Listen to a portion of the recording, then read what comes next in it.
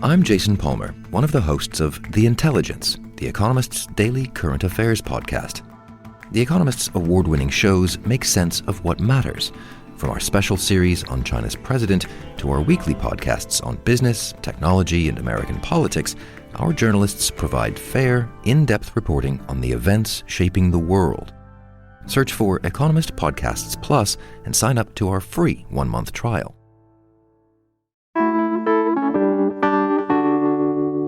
Today on CityCast Portland, we're talking about why the Portland police are loosening their restrictions on car chases and how a local business tycoon is moonlighting as a trash collector. Plus, we'll hear from you as we crack open the CityCast mailbag. Joining me to break down the midweek news is our show's producer, Giulia Fiaoni. It's Wednesday, December 20th. I'm John Notarianni, in for Claudia Meza, and this is what Portland's talking about.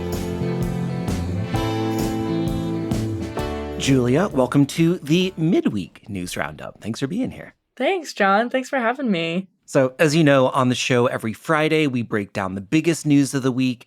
In the middle of the week, though, we're starting to take a look at a few other stories that might have otherwise flown under our radar. Plus, we're going to hear a little bit from you. We're going to have a listener mailbag segment. So there's a lot coming up. I'm really excited. Yeah. Yes. But Giulia, before we get going, I had a question for you. I know you are already traveling for the holidays, but before you left town, what was the biggest, big frantic holiday energy scene that you saw in Portland? I always think that it's Pioneer Courthouse Square. Yeah. There's something about having the big tree already set up and people shopping for Christmas gifts in the area, and there's just a different energy in the air, people excited to be out. Aside from that, I never find that PDX Airport is very busy. So when it is busy, I know it's the holidays. So was it already crazy when you were flying out? Were the lines already looped around? Even last week. So that's a warning to whoever's traveling this week. Definitely get there early because that security line took quite a bit of time to get through. Oh my God, that's me this weekend. I'm going to be sitting in that line. Yeah. What about you, John? What are you seeing in Portland right now? So I went to the Portland Holiday Bazaar in Northwest over the weekend to do some shopping. And, I did pretty well. I had a number of bags and packages on my way out. And there was a woman at the door who was working security or something. And she just had this right on the tip of her tongue. She goes, "Oh my God, are those gifts for me? Thank you." Which she must have been doing with every single person who walked out of that door. She must have played that joke 400 times. And I could tell that she was just thrilled to get it out at me. So. And it must have thrown you off. Those are those kinds of things where you're like, I don't even know how to respond. Totally. Yeah. That's so funny. Well, let's get into the news. What stories caught your eye so far this week? Yeah, so my headline comes from Lucas Manfield at Willamette Week, who earlier this week wrote about the Portland Police Bureau loosening the restrictions on car chases, which immediately caught my eye. So Lucas wrote that Police Chief Bob Day made an announcement last week, Friday, that the Bureau is choosing to loosen restrictions in an effort to discourage suspects from fleeing. So to break this down a little bit, the new policy addresses a few things. One, it will allow officers to pin suspects with their cars at higher speeds. And two, it broadens their authority to initiate pursuits in cases involving nonviolent crimes. So, for example, shoplifting and street racing. So, the important thing to remember, though, just to put this into context, which Lucas points out in his article, that 6 years ago, Portland police followed other departments nationwide in tightening their policies in hopes of limiting bystander deaths. But the officers were saying that tightening the restrictions has made their job harder, and that anecdotally, suspects have, quote, repeatedly told officers that they are aware of PPB policy and they're more likely to elude traffic stops, thinking their chances of escape are higher in Portland than other jurisdictions, according to the police statement. So what are your thoughts on that so far, John? Oh my gosh, it's so ridiculous. I was reading through the policy document and it said that the changes to the standard for vehicle interventions, and that's things like ramming other cars, is to, quote, objectively reasonable under the totality of the circumstances, which is just like... We can't even begin to understand what that really means. I love that one of the captains in the training division said that officers in the Bureau had expressed a desire to loosen the policies. Mm-hmm. Look, I know that there are like real reasons for these sorts of things and that like apprehending criminals is important, but I'm just like imagining the cops all high-fiving that they get to do more like sweet police chases through the streets of Portland. You know what I mean? It's pretty classic. And, you know, I do have like a pretty loose personal anecdote on this myself. So one of the things that Chief Day pointed out is that people who are usually hoping to escape are driving extremely dangerously away from the scene despite officers even chasing them. So I think that's a part of why they're trying to get behind it, because I imagine the way they're breaking this down is a police officer knows how to drive recklessly better than a person trying to escape the crime. But going back a few months ago, on July 4th of this year, I was walking down Northeast Burnside, and right where it meets Southeast 7th and Northeast Burnside, where the Sizzle Pie is, walking down the sidewalk, someone made a really risky, too sharp of a right turn, hit a gate, and then sped down the sidewalk, all four wheels. Oh my God. Towards me. Julia. So fast that I had to jump in the middle of the street to dodge it, made eye contact with this person, then proceeded to speed down Burnside, make another sharp right, and disappear into the distance. And I thought to myself, this person might have just gotten so anxious after making that wrong right turn and tried to immediately get out of the situation frantically. But when reading this article, I thought to myself, I wonder how this situation would have gone differently, for better or for worse, if there were police involved in a different way. Would you have felt safer if there was like a string of police cars chasing after that guy? Would you have been like, oh, thank heavens, I feel so much more protected? Who knows if the police would have hit me? That's my concern too, is because that kind of aggravates the situation. The person drives faster, there are more cars involved, it's harder to dodge. Exactly. There are 1,000 things to consider, but I did think about it. This does not make me feel a lot safer as a citizen. This is not something where I'm like, oh, thank heavens that the police are going to be out there starting more car chases on the streets of Portland. No, and it also reminded me of back in November when that officer intentionally crashed into those two gals who were mistaken as suspects and then held them at gunpoint. Did you hear about this, John? No, wait, what? Yeah, so there are these two totally missed this gals in a car who were just driving down a street in Portland, and a police officer rammed his vehicle into their car and held them at gunpoint, thinking that they were a suspect in a crime, someone they had a warrant out for, and they had no involvement whatsoever. It's completely random. Obviously, they're suing now, but the instinct to drive a police car into someone else's vehicle is something that concerns me as it is, and to encourage that more by loosening these restrictions, I wonder if situations like this will happen more often. Yeah, well, Julia, I was reading through the policy on the city website, and there was a banner ad on top of it that just cracked me up. The Portland Police Bureau is hiring officers looking for an exciting and rewarding career. No.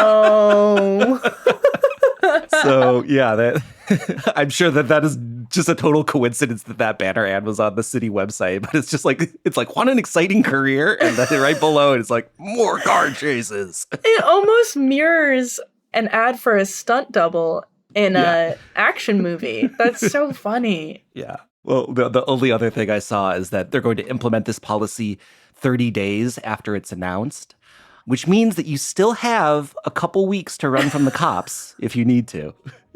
Take that for what it's worth, Portland. Well, let's take a quick break. And then when we come back, we're going to talk a little bit more about what's going on in the news this week.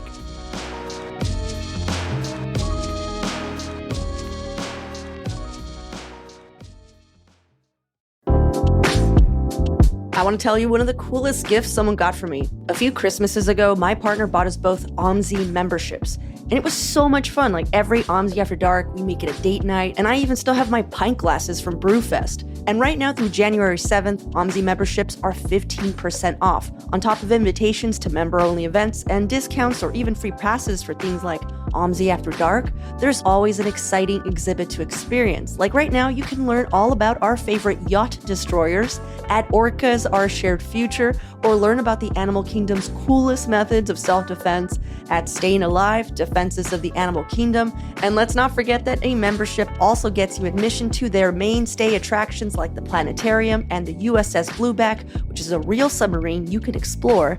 So spark your family's curiosity at OMSI, where there's adventure for visitors of all ages. Learn more at omsi.edu. That's omsi.edu.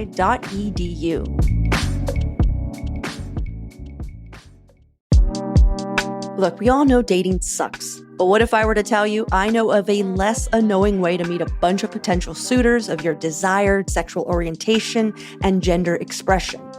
I gotta win some kind of Portland award for that sentence.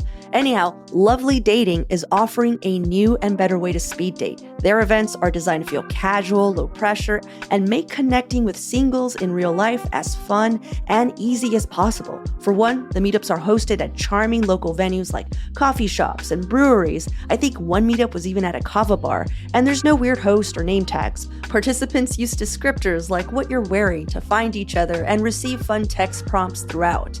And after each date, you can discreetly match or not. If a match is mutual, Lovely takes care of the rest. Could not be easier.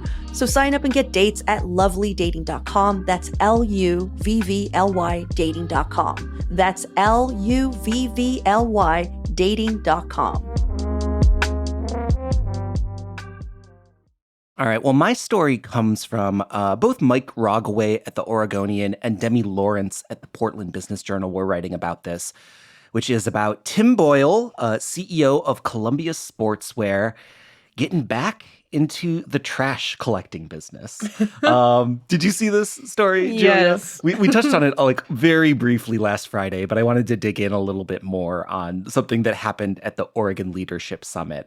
That was where Governor Tina Kotek released all of her recommendations for the city, including pumping a bunch of money into things like cleaning up trash and taking down boarded windows and all of that. Well, the CEO of Columbia, Tim Boyle, says that he is also putting his money into helping to clean up trash on local highways. He wants to focus on Interstate 405, sort of along the west edge of downtown, and then US 26 going out to the west. And it's not the first time that he's done this. You know, back in 2018 or so, he gave the Oregon Department of Transportation about $150,000 to do this. But ODOT ended up giving back most of that money because they didn't have the staff to complete the work. So this time, Tim Boyle says that he is going to be hiring contractors, and he's also encouraging other local business leaders to chip in as well and to sort of help support this effort. So yeah, he said that blighted highways turn off prospective Columbia employees and tourists and dissuade residents from coming downtown. And my favorite bit, aggravate him personally. So I don't know. What do you think about like billionaire businessmen pitching in to clean up trash along the highways? You know, the thing that stood out to me the most was a line in Mike Rogaway's article from the Oregonian talking about how much it would cost. And he had said that Kevin Glenn, the Transportation Department's communications director, estimates it would cost $29,000 to pick up trash and remove graffiti twice a month, or $60,000 to do it weekly, which is a lot. And I wonder immediately for how long you would have to do that until it became less of an issue. And also, wouldn't it just make more sense to be putting this money into programs that would keep people from needing to accumulate trash on the sides of highways? Right. And keeping people off the sides of highways to begin with? Because that's really what we're talking about. Yeah. I mean, that's exactly my thought too. And like, you know, I love the idea of local business leaders standing up and pitching in and doing their part to make Portland great. to make Portland great again. Oh, man. I wasn't trying to go there, but it just came out. But this is like the problem with this kind of private philanthropy is that like when people are putting up their own money, they just get to strike at the thing that bugs them the most, and they're just like, I don't like seeing all that trash. It's like, well, I don't know that is like actually the most pressing social problem that our region is facing right now. It is a symptom of like the real problems that are going on. Yeah. And in talking with the Portland Business Journal, he did sort of allude that he wanted changes to Measure 110, that like that is also a priority, that he thinks that public drug use should face stiffer penalties in the city. But that's not where he's putting his money. He's putting his money into trash pickup, which like, good job, man. Spend your billions however you please. It's just weird when like private businesses start, dictating policies like this. I don't know. Yeah. Did you have the time to look up the link that's spelled out in his fake billboard? No. HowCanIHelpPortland.com. So No. I went and I looked it up. It's actually a website. And I learned that you can go through the city website, which they have linked on this website, and report trash. And my mind went immediately down a rabbit hole. And I thought about people going and reporting like ex-boyfriends being like, yeah, you got to come pick up this trash. And I know we talked about it last week, but let's just do it again. What is the billboard? What is the billboard that Mr. Boyle is proposing we plaster all around downtown Portland? Portland is not a trash can. Portland is not a trash can. I mean, when we talked about it last week, I thought it was funny. But reading Rogaway's article in the Oregonian actually has a mock-up of it. And I really had to double check and be like, wait, is this a joke? Is this an Onion article? Is there some satire going on here that I wasn't expecting? Oh my gosh. It's so silly. So silly. Yeah, well, thanks for chewing on that with me, Julia. So last week we put out an episode, 10 Essential Rules for Surviving Portland, which is sort of our take on like what some of the unspoken codes of conduct or traditions of Portland are. And we heard from a bunch of you, actually, all reaching out and sharing your ideas. And I wanted to go through a few of them. One that got a lot of attention was a rule that Claudia had put out that you never know who's going to be gay in Portland, that it's just a lot harder to suss out than it is in some other places. And we heard from this reader, Nathan, who wrote in, and this is a spicy one, quote, "The reason I, parentheses, a gay, never know who is gay is that everyone uses gender-free partner, even when referring to a cisgender heterosexual boyfriend, girlfriend, husband, or wife. Yeah. This is an egregious case of cultural appropriation. Queer people used this in dark times when it wasn't always safe to come out at work and at school. In Portland, it's trendy to be queer, so it seems like everyone uses the term." So, hot take. What do you think, Julia? Is it okay to say partner if you're not queer?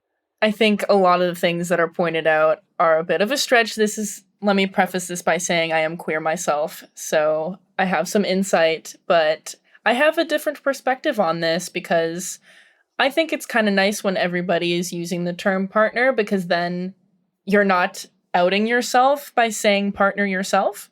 So if like everyone's on board, then you don't really know who's gay, and that's kind of nice sometimes. There's a safety and security in that. Yeah. But I get it, and I think it's funny to imagine being queer as trendy, and I don't even know where to begin with that, but thanks for writing in, Nathan. It is a delightfully Portland problem to have. That like, yes, everyone is too queer. Yeah, I think it's nice that we can debate it. Honestly, that means that we're doing okay over here. Yeah, I totally agree. What caught your eye? Who did you hear from? Yeah, so this one is from Franco, and they said an essential rule of Portland is to embrace public transportation and cycling. I've lived in Miami, where public transportation isn't good or barely exists, and Brooklyn, where it's there but overwhelmingly crowded. Portland's TriMet, in my opinion, is really comfortable and affordable. I love how the bus's interior lights are filtered with a red tint at night. So soothing. And oh my gosh, Franco, I totally agree. And honestly, with the right person, I've even found those red lights to be kind of romantic. Like if you're going from bar to bar, taking the bus from place to place. Little late night bus smooch, yeah. And I don't know if I'd take it that far, John, but I will say the bus is a lot more chill at night. I think I just made Giulia blush. That's all I'm going to say about it. You know, we did hear from a number of people about transit in particular. And it's funny, I don't think we had a rule about transit or bikes, kind of just because it felt self-evident. We were sort of like, yeah, that's just an easy grab. But Such a good point. But like totally right. We also got another mention from Nick, and I think we already put this in the show last week, but I just want to bring it again because it's so true. Nick said, after listening to today's episode, I'm shocked, I tell you. And the first shocked was in capital letters, that there was no mention of the Portland thank you must provide to the TriMet bus driver as you leave out the back door. Oh my gosh. Which that one is one that I'm angry that we missed, because he's like totally right. And he goes on to sort of explain how it's just, you know, a part of like the Portland attitude to like appreciate people that are doing work and helping you get around the city. I thought that was a really great one. So, yeah, you are right, Nick.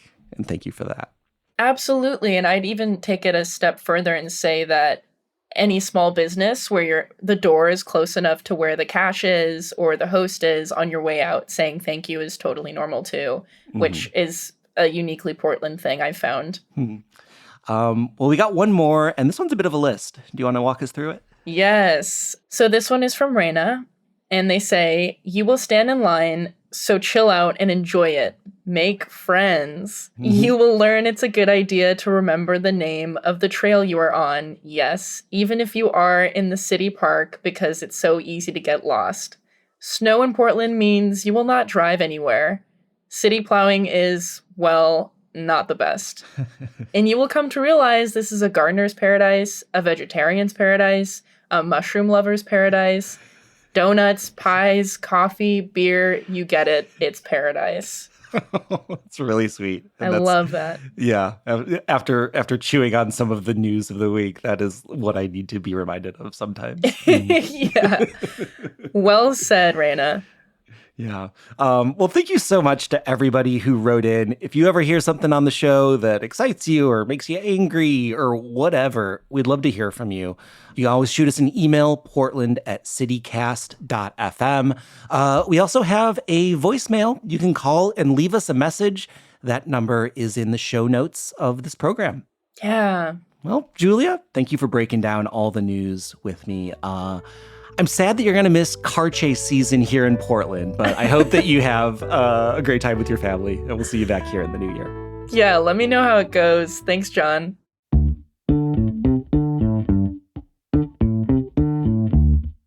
That's all for us today here on CityCast Portland, but thank you so much for listening. If you enjoyed it, we'd really love it if you told some of your friends about the show.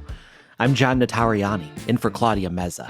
We'll be back tomorrow morning with more from around the city. Until then, see you at Slim's.